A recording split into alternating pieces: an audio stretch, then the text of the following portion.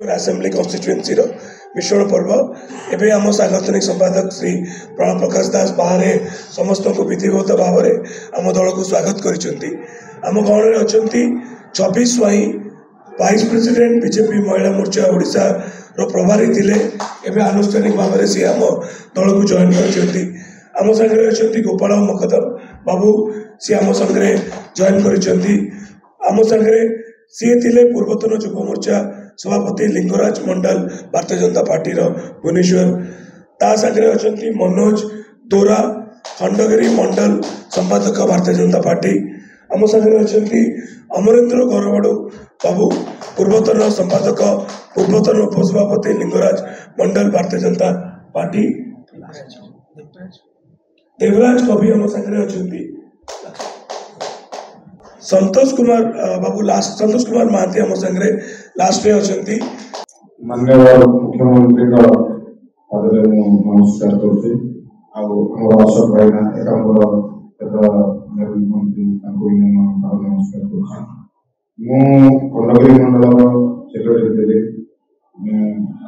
BJP बहुत दिन है काम कर आज माननीय मुख्यमंत्री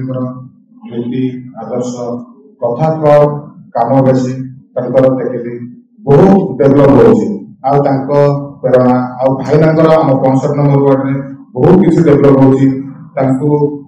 माने एत कम होपाखे चिर रही आज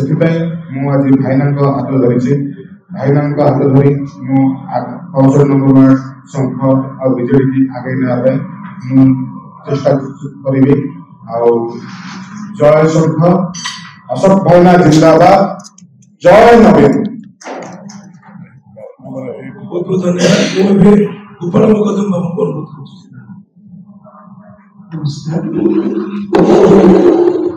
अनुरोध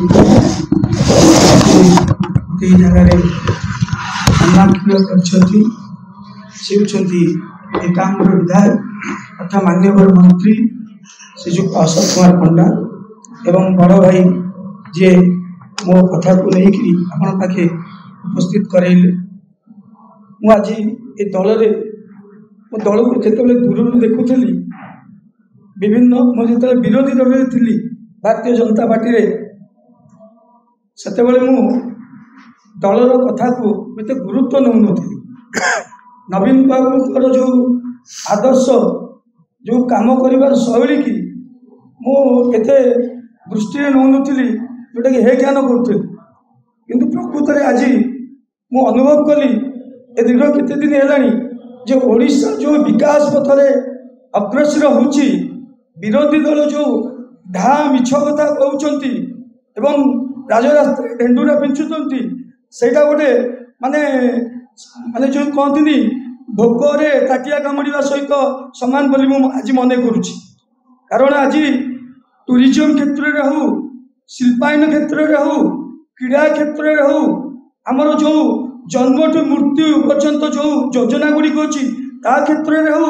एवं जो सबुठार बड़ कथा आज्ञा माने विश्वास करेंगे जो बीएसके कार्ड आज से एत बड़ मूल्यबोध होती से कार्ड को जो माने हॉस्पिटल को जाइकरी चिकित्सित होती से जानी कारण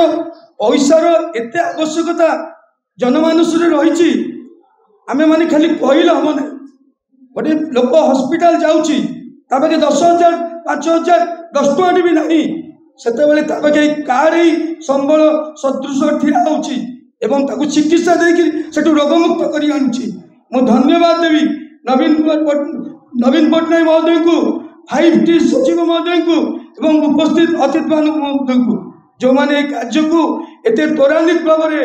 सारा ओडिशा रे 4.5 कोटी ओडिया भितर प्राणर प्रतिष्ठा कर आज मंदिर सबू जो मंदिर अवहेला पड़ता आज सब मंदिर हसी उठुची आज लोक मैंने दूर दूरांत जाई आनंदर सहित दर्शन कौन कहवा आज्ञा जो कहती भगवान जो बयस आहरी वृद्धि करंतु से दीर्घायु होता एवं आमको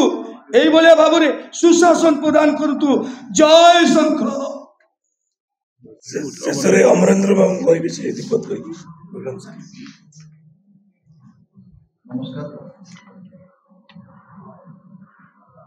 ମୁଁ ଅମରେନ୍ଦ୍ର ଗରାବ ଦୀର୍ଘ 22 ବର୍ଷ କାଳ ଭାରତୀୟ ଜନତା ପାର୍ଟିରେ କାମ କରୁଛି। ଦଳ ଛାଡ଼ିବାର ଏକମାତ୍ର ଉଦ୍ଦେଶ୍ୟ ହେଲା 22 ବର୍ଷ କାଳ କାମ କରି ମଧ୍ୟ ନା ଚାକିରି ନା କାମ ନା ଧନ୍ଦା କିଛି ଆଶା ନଥାଇକି ସାମାନ୍ୟ ଟିକେ ସମ୍ମାନ ଚାହିଁକି ଯୋଉଟା କି ସେ ଦଳ ଆମକୁ ଦେଇପାରିଲା ନାହିଁ। ସେ ଦଳ ହଉ ସେ ଦଳ ନେତା ହଉ, ତେଣୁ ମାନ୍ୟବର ମୁଖ୍ୟମନ୍ତ୍ରୀଙ୍କ କାର୍ଯ୍ୟଶୈଳୀରେ ଅନୁପ୍ରାଣିତ ହୋଇ ଅଶୋକ ଭାଇନା ଆମ ଏକାମ୍ର ନେତା ମାନ୍ୟବର ମନ୍ତ୍ରୀ ଆମ ଉପରେ ଭରସା କରି ଆମେ ଯୋଉ ଆମ ଅଞ୍ଚଳର ସମସ୍ୟା ସବୁ ନେଇ ତାଙ୍କ ପାଇଁ ପହଞ୍ଚିଲୁ, ସେ ଆମ କାମ ସବୁ ତ୍ୱରାନ୍ୱିତ କଲେ। ତେଣୁ ମୁଁ ଅଶୋକ ଭାଇଙ୍କ ପ୍ରତି ଇଏ ହୋଇ ଆଜି ବିଜୁ ଜନତା ଦଳରେ ସାମିଲ ହେଇଛି। ସୌଗତ ମଙ୍ଗଳବାର କର୍ପୋରେଟର ସେ ଆମ ଭାଇ, ଆମେ ଗୋଟିଏ ଟିମ୍ ହେଇ କାମ କରୁଥିଲୁ ଏବଂ ଗୋଟିଏ ଟିମ୍ ଅଛୁ। ଆଗାମୀ ଦିନରେ ଅଶୋକ ଭାଇନା ଏକାମ୍ର ନିର୍ବାଚନ ମଣ୍ଡଳରେ କେମିତି ବହୁ ବିପୁଳ ସଂଖ୍ୟାରେ ଭୋଟ ପାଇଁ ଜୟଯୁକ୍ତ ହେଲେ ସେ ଯୋଜନା କରିଛି।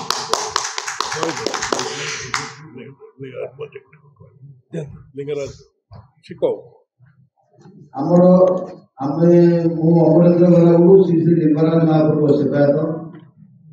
ଲିଙ୍ଗରାଜ ମହାପ୍ରଭୁଙ୍କର ଏକାମ୍ର ବିକାଶ ମାନ୍ୟବର ମୁଖ୍ୟମନ୍ତ୍ରୀଙ୍କର ସବୁ ବଡ଼ ସ୍ୱପ୍ନ ପୁରୀ ଥିଲା। ସେଠି ଏକାମ୍ର କ୍ଷେତ୍ରର ଲିଙ୍ଗରାଜ ମହାପ୍ରଭୁଙ୍କର ସବୁଠୁ ବଡ଼ ସ୍ୱପ୍ନ ମାନ୍ୟବର ମୁଖ୍ୟମନ୍ତ୍ରୀ ନବୀନ ବାବୁଙ୍କର ଯେ ଲିଙ୍ଗରାଜ ପ୍ରକଳ୍ପ ଯଥାଶୀଘ୍ର ସରୁ। ଆମର ଦୁଃଖର ବିଷୟ, ସ୍ୱତନ୍ତ୍ର ଆଇନ କଥା ତ ଛାଡ଼ନ୍ତୁ, ସିଏ ଭୁବନେଶ୍ୱର ସାଂସଦ ମାନନୀୟ ଅପରାଜିତା ଷଡ଼ଙ୍ଗୀ ମହୋଦୟା ତାକୁ ଗୋଡ଼ ପକେଇ ରଖୁଛନ୍ତି କେନ୍ଦ୍ର ଦରବାର, ପୁଣି ପ୍ରକଳ୍ପକୁ ସେମିତି କାଛ ମାରିକି ରଖୁଛନ୍ତି। କ'ଣ ଭାବୁଛନ୍ତି, କି ଅଞ୍ଚଳର ବିକାଶ କରୁଛନ୍ତି ବା କ'ଣ କରିବେ ସେ କଥା ସିଏ ଜାଣିଥିବେ। ତାକୁ ମଧ୍ୟ ଆମେ ବିରୋଧ କରିଛୁ ଏବଂ ଆଗକୁ ମଧ୍ୟ କରିବୁ। ଧନ୍ୟବାଦ। ସେ ତାଙ୍କ ବକ୍ତବ୍ୟ ରଖିବେ। ହୃଦୟ ପ୍ରିୟବର୍ଦ୍ଧ ମାଝୀ ସାନ ଭାଇ ଯିଏ ମିଡ଼ିଆ କୋଅର୍ଡିନେଟର ଅଛନ୍ତି, ଏଠି ମୋ ଡାହାଣ ପଟରେ ମୋ ଛବି ଯିଏ ଏକାମ୍ର ନିର୍ବାଚନ ମଣ୍ଡଳର କଂଗ୍ରେସ ପାଇଁ ପ୍ରଭାରୀ ଥିଲେ ଭାରତୀୟ ଜନତା ପାର୍ଟିର ଏବଂ ବିଜେପି ମହିଳା ମୋର୍ଚ୍ଚାର ଭାଇସ୍ ପ୍ରେସିଡେଣ୍ଟ ଥିଲେ। ସାନ ଭାଇ ଗୋପାଳ ମଗଦମ ସିଏ ଟାଣୁଆ ନେତା ମଧ୍ୟ, ସିଏ ବିଜେପି ପାଇଁ ଥିଲେ। ସେ ବି ତାଙ୍କର ଆମ ସହିତ ବି ଆଜିଠାରୁ ଯୋଗଦାନ ହେଇଛି। ଆମର ଅଭିନନ୍ଦନ ଗରାବଡ଼ୁ ଏବଂ ସମସ୍ତ ବନ୍ଧୁମାନେ ଗରାବଡ଼ୁ ଇଏ ସମସ୍ତେ ମାନେ ଅଛନ୍ତି। ନା ପଢ଼ିଲେ ଆମର ପ୍ରିୟବ୍ରତ ଆଉ ବାକି ଅନ୍ୟମାନେ ଯେଉଁମାନେ ଯୋଗଦାନ କରିଛନ୍ତି ସେଠି ମଧ୍ୟ ଅଛନ୍ତି। ମୁଁ ସେମାନଙ୍କୁ ସ୍ୱାଗତ କରୁଛି, ଅଭିନନ୍ଦନ ଜଣାଉଛି। ଏକାମ୍ର ନିର୍ବାଚନ ମଣ୍ଡଳୀ ବିଷୟ ଖାଲି କହିବିନି, ସବି ଏବେ ତାଙ୍କ ବିପଦ ଭାଷଣରେ ସେଠି କହିଛନ୍ତି, ଗୋପାଳ ବି କହିଛନ୍ତି ଯେ ମୁଖ୍ୟମନ୍ତ୍ରୀ ନବୀନ ପଟ୍ଟନାୟକଙ୍କ ଯେଉଁ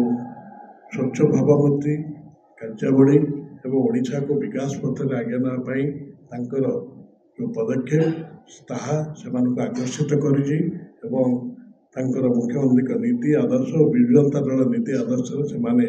ଆକର୍ଷିତ ହୋଇ ଭାରତୀୟ ଜନତା ପାର୍ଟି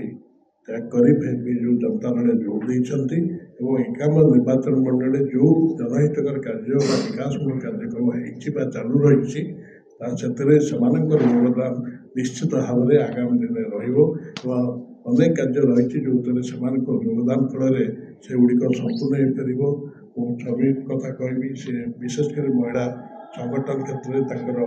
ବହୁତ ଦକ୍ଷତା ଅଛି, ଆମେ ତାଙ୍କୁ ଲକ୍ଷ୍ୟ କରିଛୁ। ସେଭଳି ଗୋପାଳ ବାବୁ ଆମର ମୋ ସାନ ଭାଇ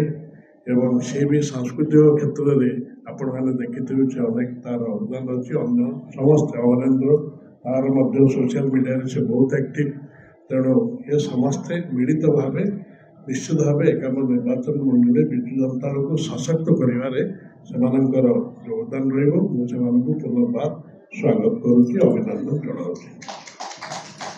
ବହୁତ ବହୁତ ଧନ୍ୟବାଦ। ମୁଁ ଏବେ ମ୍ୟାଡ଼ାମ 24 ସ୍ୱାଇଁଙ୍କୁ ଅନୁରୋଧ କରୁଛି, ସିଏ ତାଙ୍କ ବକ୍ତବ୍ୟ ସଂକ୍ଷେପ।